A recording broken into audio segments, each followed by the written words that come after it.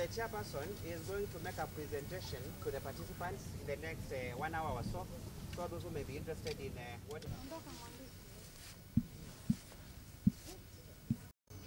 You see, what you find is that there are so many steps in corruption cases.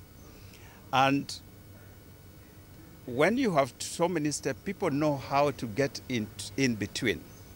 So that we have investigators who investigate a case. Then we have, we finalize it and hand it over to the DPP. DPP office really deals with all criminal cases. And the workload, therefore, in that office is just enormous.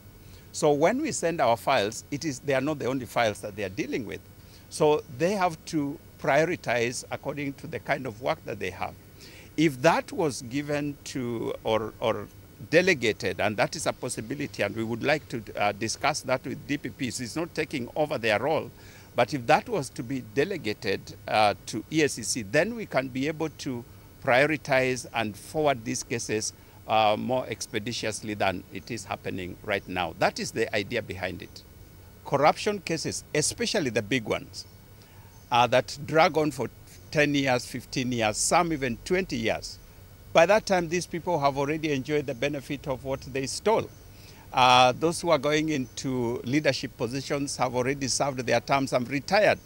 So we are lobbying so that we can get these kinds of cases heard and determined within the shortest time possible, 6 months, at most 1 year, so that if a person is clean, let them be released to serve the nation. But if they are dirty, let them be removed from where they are to go where they ought to be.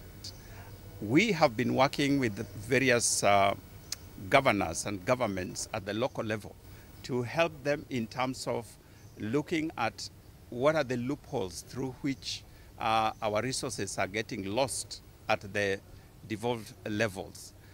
Some have taken this seriously. Makueni, for example, has done very well under Governor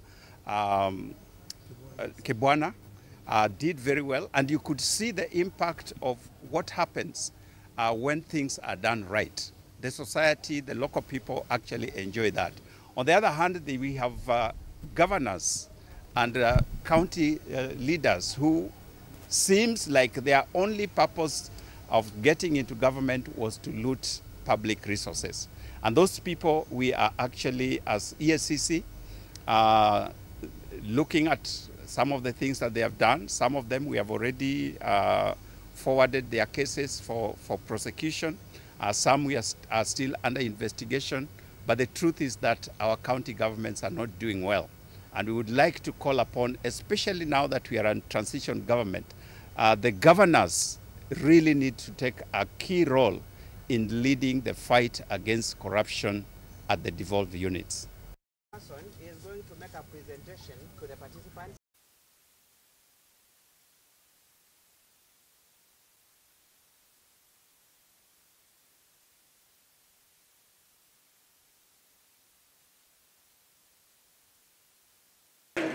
My work in the EACC. My very first case to deal with the Turner Wind Power Project that many of us know about. I can tell you about it because we have already